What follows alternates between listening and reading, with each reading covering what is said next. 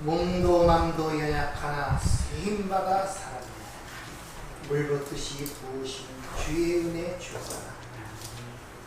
주님 다시 배울 날이 날로 다가와 무거운 짐 주께 맡겨 벗을 날이 멀잖네.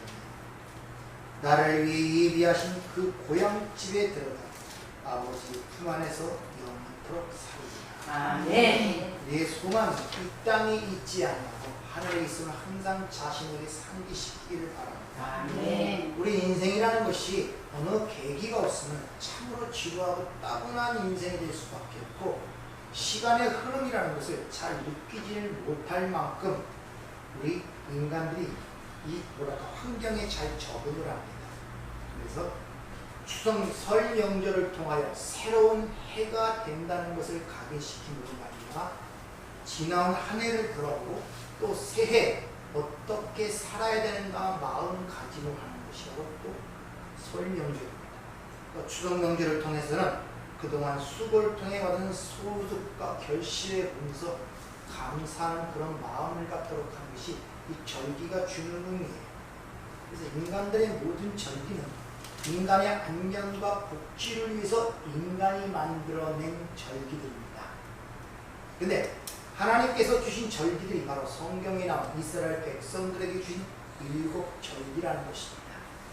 오늘 맥주제라고 할 때 한번 여러분 물어보겠습니다.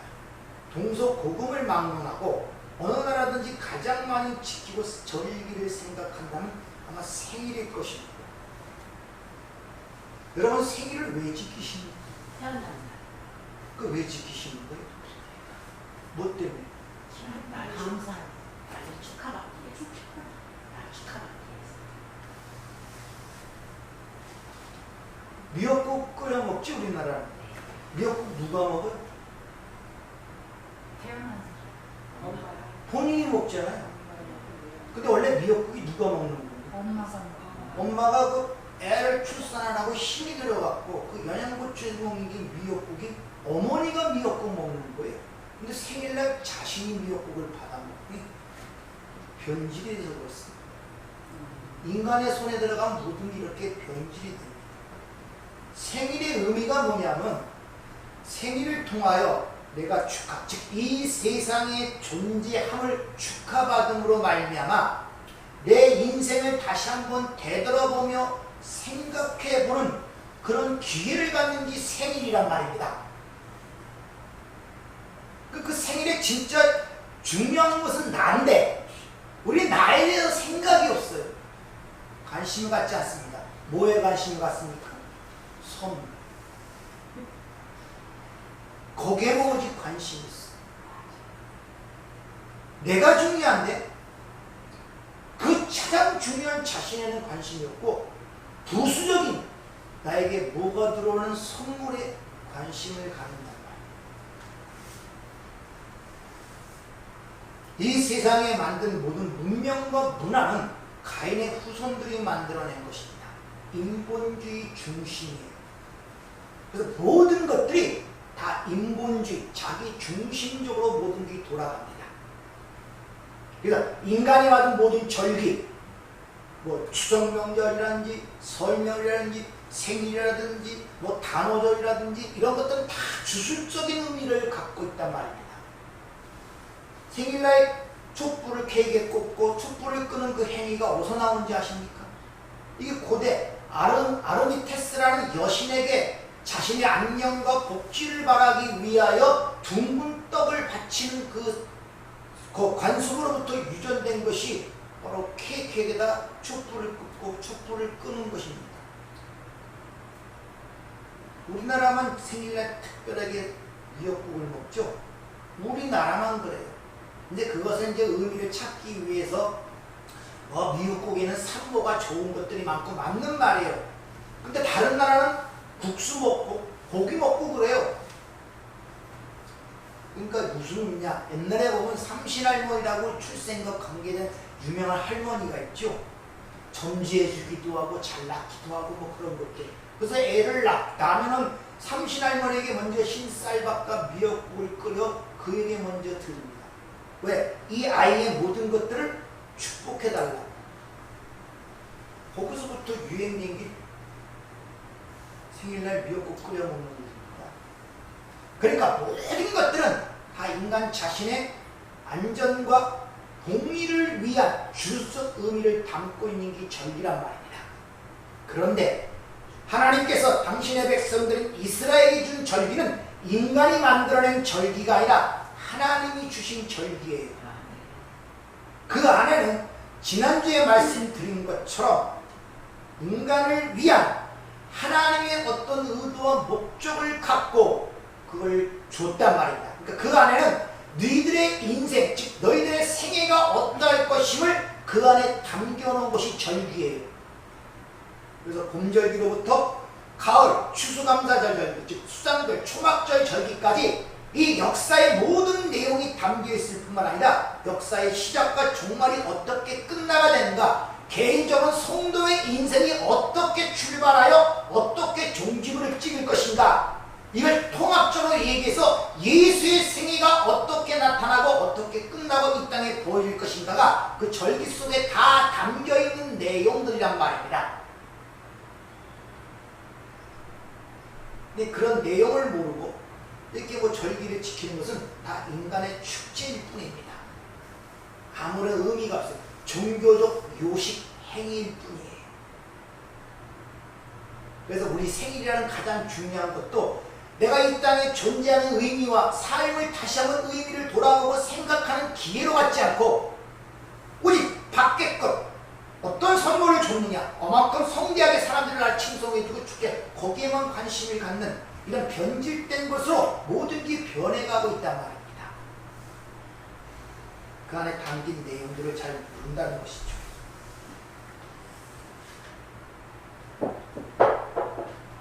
하나님께서 이렇게 그냥 일상생활을 유지하도록 내버려두면 기억이 되질 않아요. 그러니까 어떤 특정한 날 절기를 지키게 함으로 말미암아 그 하나님의 의도와 목적이 무엇이고 우리들의 생애가 무엇인가를 가리키기 위하여 절기를 지키라고 주신 것입니다. 네. 그래서 그 절기의 시작이 지난주에 말씀드린 것처럼 6월절로 시작이 된다 그랬죠. 6월절. 6월절의 의미가 뭔지를 알아야 될 거 아닙니까? 그는 출애굽기 시작에 보면 이스라엘 백성들의 첫날, 첫 해가 된다고 그렇게 말씀함으로 말하면 새로운 시작, 새로운 출발이 여기부터나 6월절로부터 시작된다는 걸 가르치고 있잖아요. 그럼 우리 것이 절기 속에 우리의 인생이 담겨 있다면 그것이 무엇을 의미하는가를 알아야 되지 않습니까? 바로 우리의 시작은 6월절 어린 양과 함께 죽음으로써 시작이 되는 거예요. 자아가 죽음으로부터 새로운 출발이 된단 말입니다. 그러니까 성도의 인생이라는 것은 나의 죽음으로부터 시작이 되는 거예요. 그래서 여러분들이 교회에 와서 교인, 즉 진정한 교회의 한 일원이 되려면 반드시 세례를 받도록 하는 이유가 거기 있는 거예요. 그 세례 의미가 내가 죽고 사는 거 아닙니까? 6월절의 의미가 그런 의미를 우리에게 전달해 주고 있단 말입니다. 따라서 저와 여러분이 오늘 들은 이 예배가 영과 진리로 드려지지 않는 예배라면 이게 전부 다 이방 종교의 행위와 별 다름이 없어요. 영과 진리로 이해가 되지 않는다면. 오죽하면 요한복음 4장에 아버지께서 영과 진리로 예비하는 자를 찾는다 이렇게까지 얘기하셨겠습니까? 왜? 지들 축제라는 거예요. 지들 축제. 지들이 기쁘고 지들이 좋고 지들끼리 살다가 간다는 것이 예배가 아니라 나와 소통이 돼야 된단 말입니다. 내 얘기를 알아듣고 감사하고 그 은혜를 깨우쳐야 된단 말입니다. 그것이 영과 진리로 예배한다는 거예요.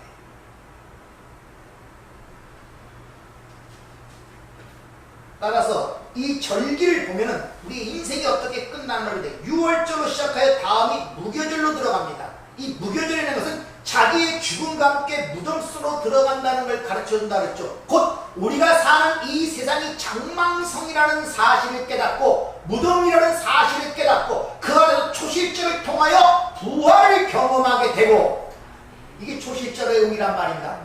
그 초실절의 부활을 경험하여 그게 이 땅에 죽은 자를 속에서 첫 산자가 나타나는 사건이 맥주 맥추절, 오순절이란 말입니다.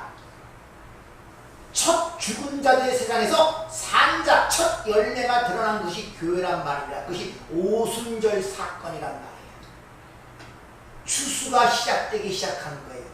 그걸 또 다른 말로 말세, 지금이 추수 때란 말입니다. 추수. 추수는 두 가지 의미를 항상 함께 갖고 있다 그랬죠? 심판과 구원이 지금 일어나고 있는 거예요.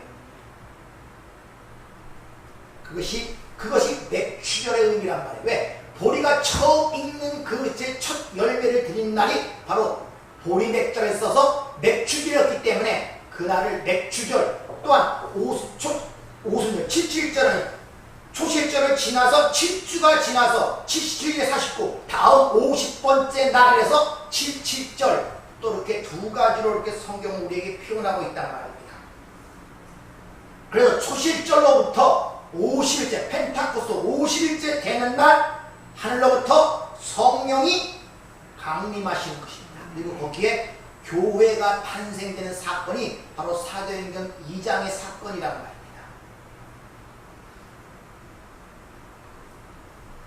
근데 이 이야기를 통해서 지난주에 말씀드린 구약에도 오순절이 있었어요. 이스라엘 백성들은 6월절 어린 양의 핏값으로 그들을 끌어내시고 홍해를 건너게 한 다음에 50일째 되는 날 시내산에 도착하고 시내산에서 그때 율법을 주십니다. 근데 율법을 주시자마자 심판이 일어나는 사건이 기록이 됩니다. 그때 율법을 줘.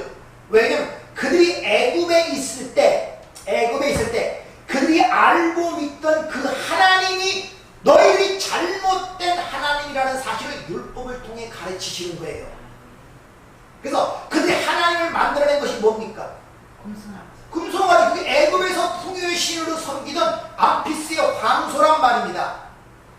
그러니까 그들이 믿던 하나님과 세상이 믿던 신과 별반 다르지 않은 것을 그들이 믿고 있었단 말이에요. 그걸 하나님이라고 믿고 있었다는 거예요. 그래서 10계명의 제1계명이 너는 나를 다른 신으로 섬기지 마 라는 게 첫 계명으로 들어가는 거예요. 아니 그렇게 되면 모든 썩어지지 아니하는 하나님의 영광을 썩어질 사람과 금수와 짐승으로 버러지로 바꿀 수가 있어. 그게 형상숭배란 말입니다. 따라서 여러분들 하나님의 말씀, 법을 통하여 여러분이 이 땅에 태어나서 이 세상의 문화와 문명을 통해 알고 있던 신지식, 신에 대한 개념, 그 모든 것들이 하나님의 말씀에 의하여 완전히 벗겨졌는가를 봐야 되는 거예요. 다시 말하면 그 율법의 그것들이 다 죽어야 되는 게 바로 시내산 밑에서 금송아지를 하나님과 섬기던 3,000명이 도륙되는 사건이 기록이 되어 있는 것입니다. 그렇게 하나님의 율법에 의하여 발려벗겨지고 죽어진 그들만이 예수 그리스도의 십자가와 부활을 통하여 오순절날 새로운 생명으로 태어나는 것이 바로 신약의 오순절 사건이란, 그게 맥추절이란 말입니다. 여러분들,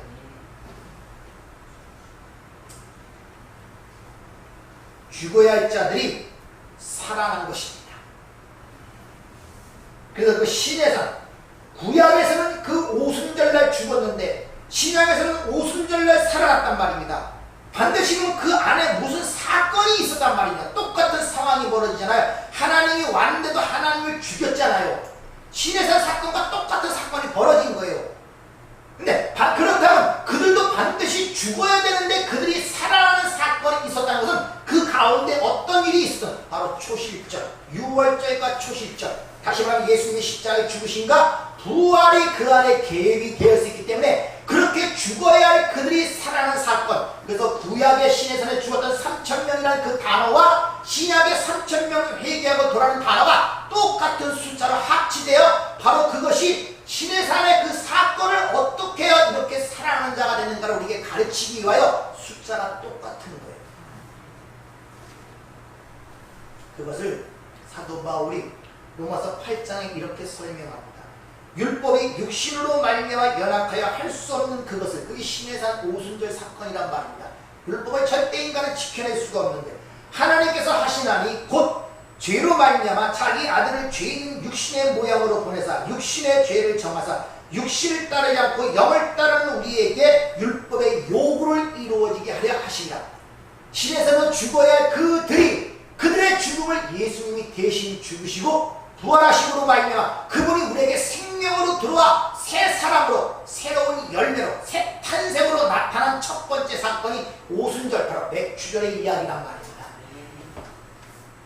그것을 잊지 않도록 하나님께서 맥주절을 지키라고 얘기하고 있는 거예요.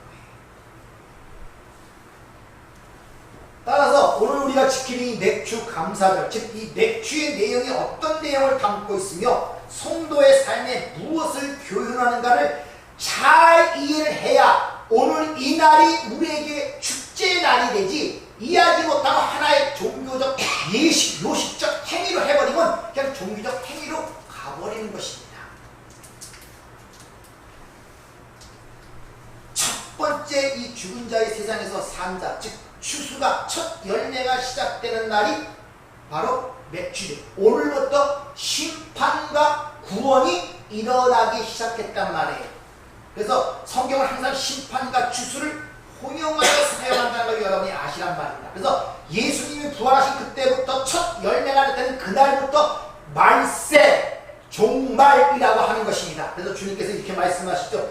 단하게 당신의 백성들이 추수하고 있는데 추수할 일꾼이 없다는 거예요.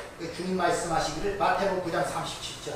이에 제자들에게 이르시되 추수할 것은 많되 일꾼이 적으니 그러므로 추수하는 주인에게 청하여 추수할 일꾼들을 보내주소서 하라 하시더라.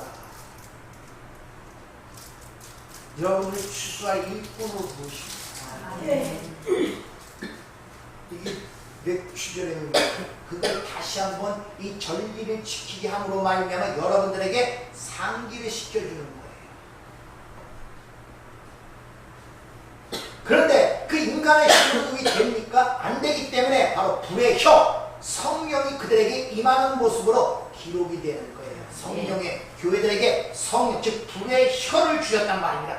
그래서 그동안 말이 안 하는 날이 말을 알아듣는 말을 하게 되는데 그것이 바로 은혜의 복음, 즉 십자가의 복음을 전하게 한 거예요. 교회가 말을 하기 시작한 거예요.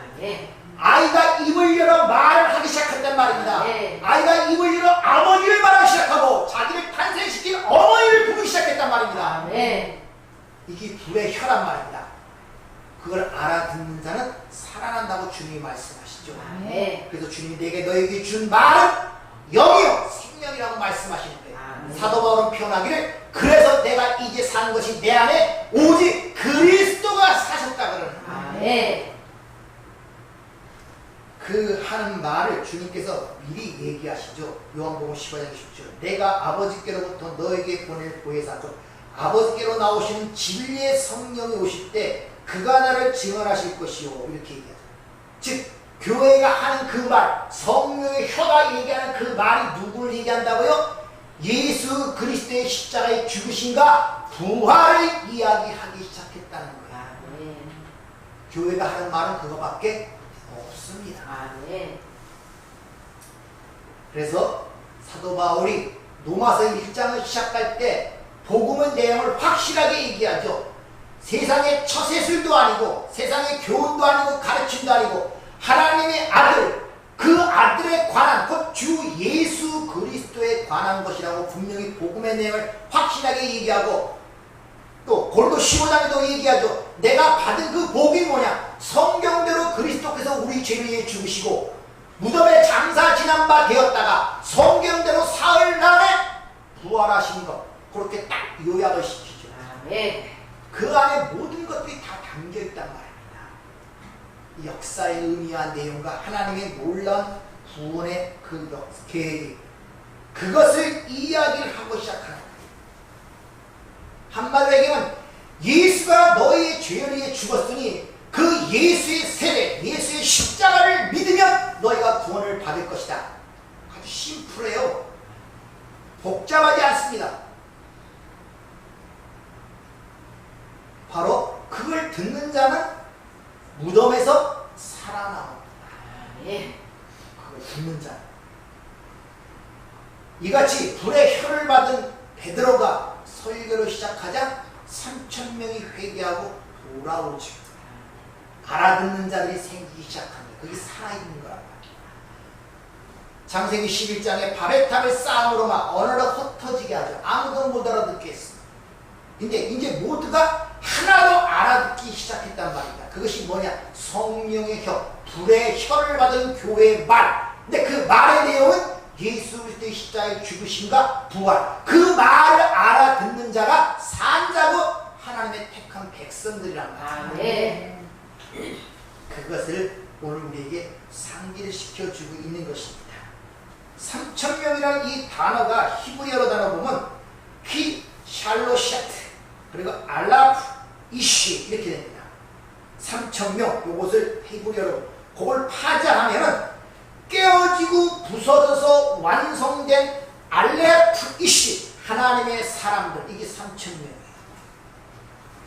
하나님에 의하여, 율법에 의하여 완전히 죽어진 자들, 그 깨어서 그렇게 완성된 하나님의 사람들, 그들이 그 말을 통하여 알아듣고 살아나오는 거예요. 그래서 갈라디아서 이렇게 표현합니다.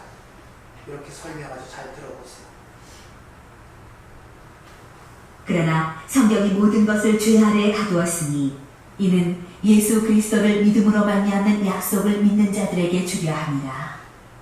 믿음이 오기 전에 우리는 율법 아래 매인바 되고 계시될 믿음의 때까지 갇혔느니라. 이같이 율법이 우리를 그리스도께로 인도하는 초등교사가 되어 우리로 하여금 믿음으로 말미암아 의롭다함을 얻게 하려 함이라. 따라서 이와 같이 시내산 밑에서 율법에 의해 3,000명이 도륙을 당했는데 그걸 단순히 죄에 의한 형벌을 받았다고 생각하면 아니고 그들이 살아나는 자들이란 말입니다. 네. 율법의 죄를 깨닫고 내가 죽은 자구나 깨닫는 그들이 바로 믿음으로 의롭다함을 받고 살아나는 자들임을 지금 이야기하고 있는 거예요. 그 시내산의 오순절, 시내산에 있던 사건과 신약에 있던 오순절 사건을 그렇게 성경이 설명하고 있네요. 그때 그 3,000명이 하나님의 단순히 벌을 받아 죽었다는 그런 내용이 아니라 그렇게 하나님의 율법에 의해 죄인됨을 깨닫고 율법에 갇힌 자들이 그 율법이 그리스도께로 몰고 와서 그리스도를 믿음으로 말미암아 구원을 받는 이야기를 하고 있단 말입니다. 이게 3,000명의 얘기란 말입니다. 네. 따라서 우리는 예수의 세례를 믿고 구원을 받은 거예요. 예수의 십자가를 믿고. 그 말은 무슨 말입니까? 자, 예수님이 나를 대신하여 십자가에 죽으셨습니다. 맞습니다. 맞죠? 거기서 끝나면 안 된단 말이에요. 그 죽음이 누구의 죽음? 여기서 항상 실수를 해요, 여러분들이. 예수님이 나를 위해 죽었어. 그거 아무 문제 안 돼요. 내가 거기서 죽었다는 것이 인지가 돼야 된단 말입니다. 네. 그리고 그와 함께 부활했다는 것이 그것이 내 사건으로 인지가 돼야 그 사건이 내게 생명의 사건이 되는 거예요. 네. 근데 예수가 나를 위해 죽어서 거기서 끝난다니까요. 내가 같이 죽었다니까요, 이 사람이. 네. 그리고 같이 부활했단 말이에요. 그 사건이 내 사건이 돼야 돼요. 예수님이 단순한 한 개인의 사건이 되버리면 아무런 그것이 나에게 힘이 되지 않는단 말이에요, 여러분들. 근데 그게 내 사건이 안 된단 말이에요. 내 사건인 줄 몰라요. 내게 일어나는 일이라니까요, 그것이. 내게 일어났다. 내가 그런 일이란 말이야. 내가 6월절 어린 양으로 죽었고 목요일을 통하여 초실조로 부활한 자가 바로 그게 내 얘기란 말이야. 내 얘기. 네. 이스라엘 어떤 다른 사람의 얘기가 아니라 다른 백성의 얘기가 아니라 단순히 한 인격적 한 예수 2000년의 한 예수에 대한 이야기로 들어버리면 아무런 나의 상관이 없다니까요. 그것이 내 얘기로 알아들어야 된단 말입니다. 네. 여기서 항상 실수를 하는 거예요, 사람들이요. 그게 내 얘기가 안 들려요. 남이 한 얘기지. 다시 말하면 위대한 이수진 장군의 얘기를 듣고 세종대왕 얘기를 듣는 거예요. 민전의 얘기를 듣고 있단 말입니다. 내 얘기를 안 들어요, 성경 얘기를. 그런 자들이 예수 믿고 하나님은 전부 다 우상숭배예요, 우상숭배. 나를 다른 신으로 믿는 거란 말입니다.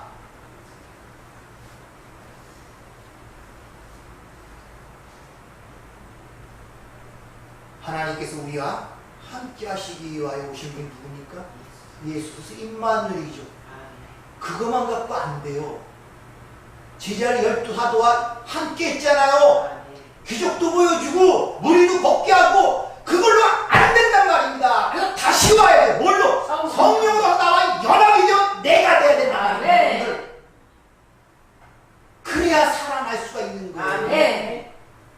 그래서 구해서 성령으로 그리스도의 영으로 하나님의 영으로 내 안에 다시 온 거예요. 그래서 에스겔서 37장에 마르비의 환상도 그 안에 말씀을 게을러 끝나면 안 된단 말입니다. 뭐가 들어가야 된다? 생기, 성령이 들어가야 거기서 뼈들이 일어선단 말입니다. 네.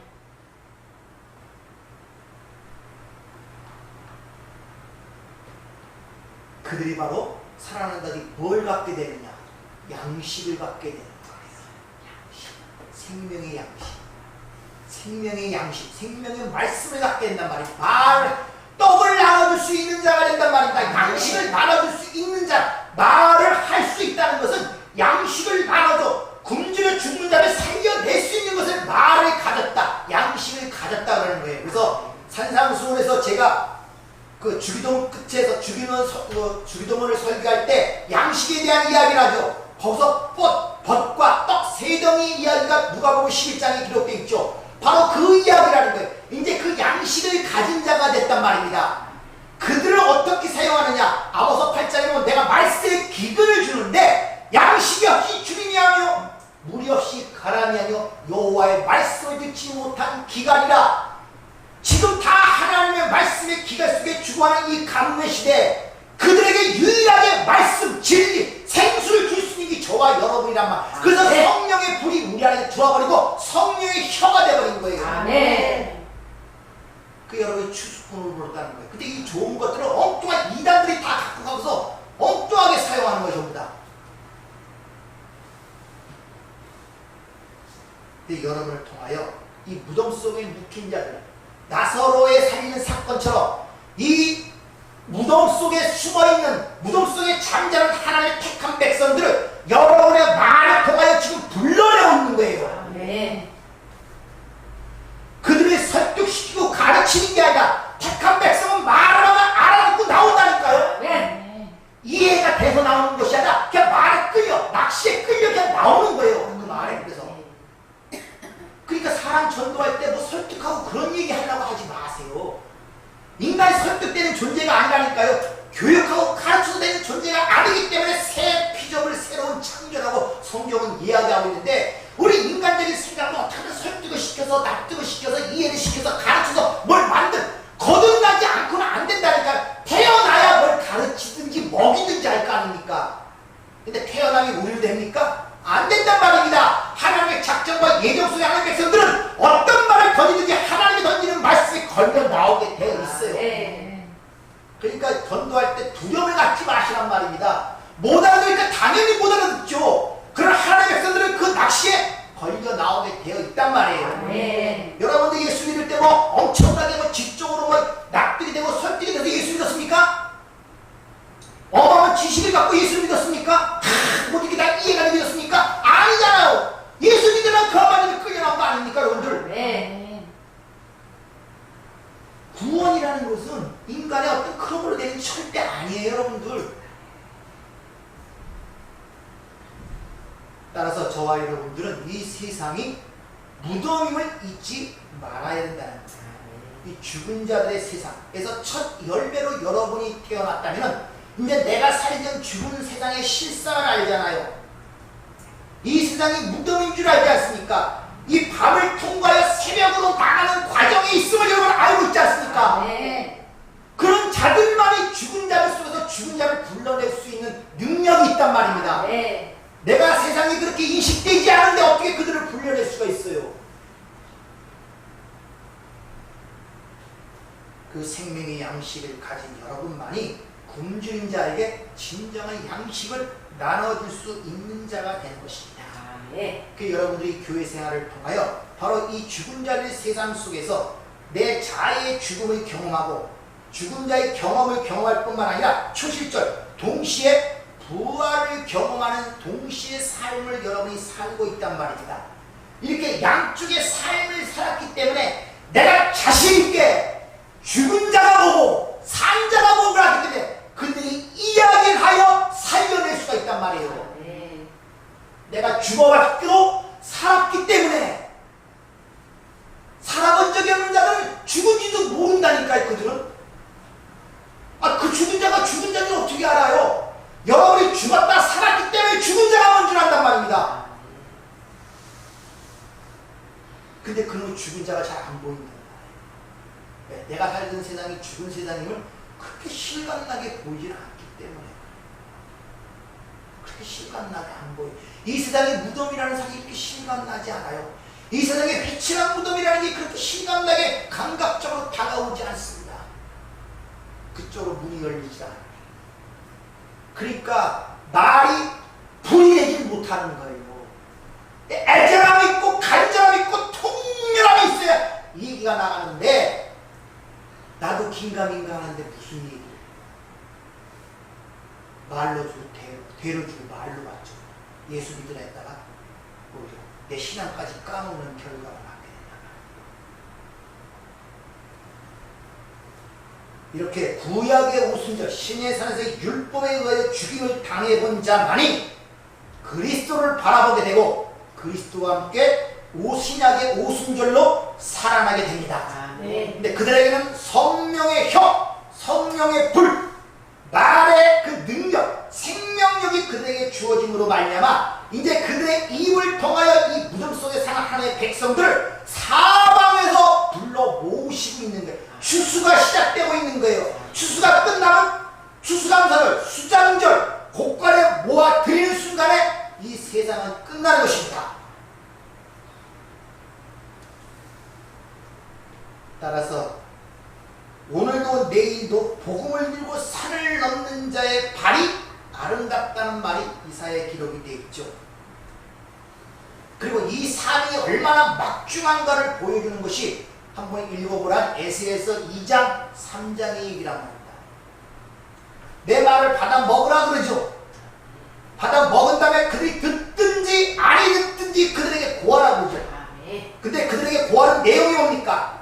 애가와 애곡과 재앙의 말이란 말이다. 좋은 말이 아니란 말입니다. 인간적 취미에서 핍박이 오게 되는 거예요.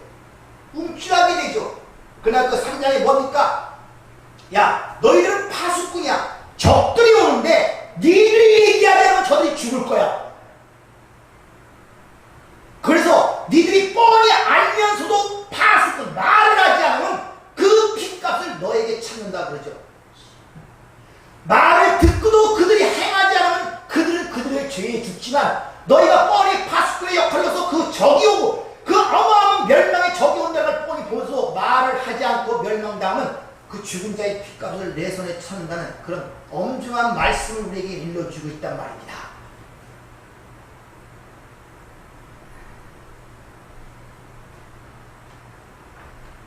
이사야가 그 다음 장의 사람은 주님 너 가서 말을 전하라 그러니까 내가 무엇이라고 외치리까? 그러니까 하나님께서 이렇게 말씀하십니다. 이사야 40장 6절 8절 무엇이라고 외치리까?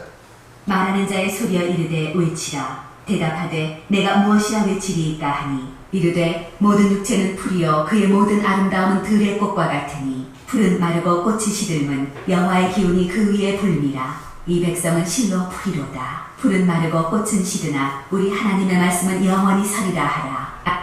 바로 이것이 우리가 외쳐야 할 풀과 꽃, 이 세상에 보이는 모든 것들은 잠시에 시들어지고 사라진다는 것입니다. 예? 하나님 말씀만이 영원히 쓴다는 것입니다. 그리고 이 백성들의 하나님의 기운이 지금 흐르고 있는데 그걸 봐서 그들에게 전해주란 말이에요. 분명히 이제는 내가 무엇이라고 외치니까 이것이 오순절 불의 혀를 받은 이 교회의 사명인 것입니다. 여러분 끊임없이 입을 열어 생명의 복음을 말하셔야 됩니다. 여러분들의 입이 닫혀버리면 세상은 소망이 없어요. 입을 닫아버리면 가는 길이 뻔하잖아요. 그것이 끊임없이 전해야 되는 것입니다. 듣든지 아니 듣든지. 사도 바울이 마지막 말년에 쓴 디모데후서 편지에 이렇게 기록을 합니다. 디모데 4장 1절 2절 하나님 앞과 살아있는 자와 죽은 자를 심판하실 그리스도 예수 앞에서 그가 나타나실 것과 그의 나라를 두고 엄히 명하노니 너는 말씀을 전파하라. 때를 얻든지 못 얻든지 항상 힘쓰라. 범사의 오래 참음과 가르침으로 경책하며 경계하며 권하라. 하나님의 백성으로 여러분 첫 열매가 되었으면 유일하게 죽은 세상의 죽은 자들을 살려낼 여러분이 그 양식을 짓고 있는 유일한 자란 말이에요. 유일한 자. 따라서 여러분들은 사도 바울처럼 이런 간구를 해야 돼요. 내게 말씀을 주사 나로 입을 열어 복음의 비밀을 담대히 알리게 하옵소서. 아멘. 이것이 여러분의 간구가 되어야 돼요. 아멘. 여러분의 간구.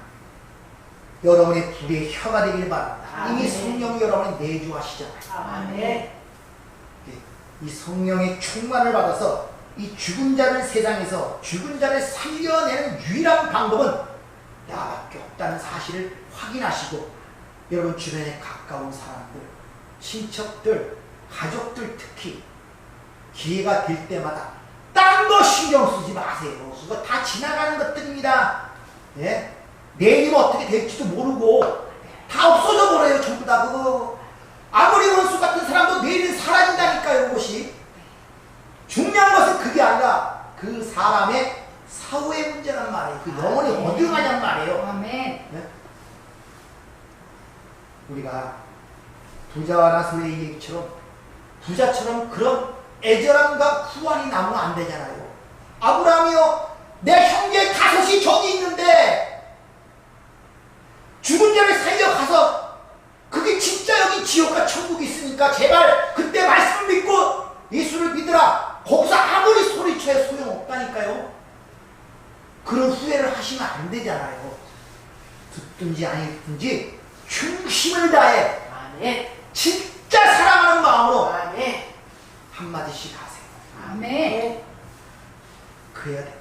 이게 아멘. 맥추절 절기를 지키면서 우리에게 다시 한번 하나님이 우리에게 상기를 시키는 거예요. 우리가 이 땅의 생애의 사명이 무언가를 행고 싶단 말입니다.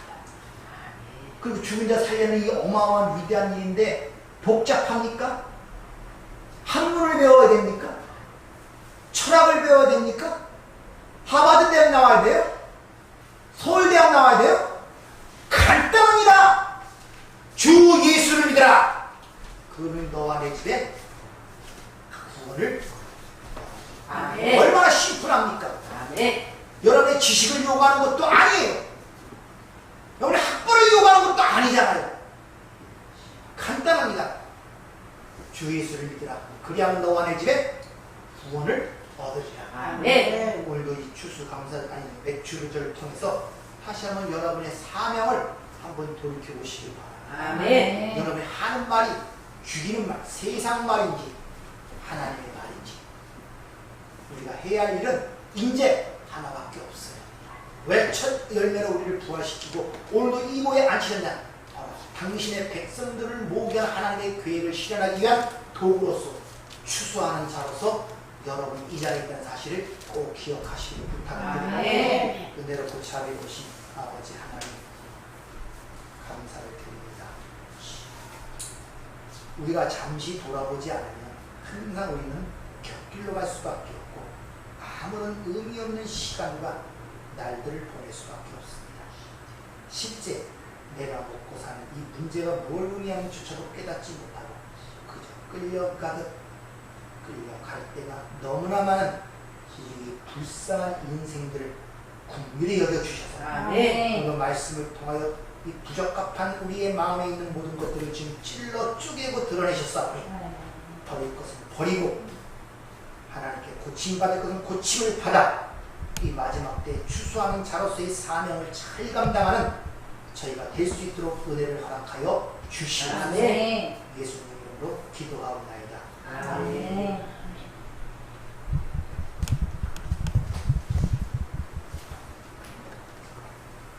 7월달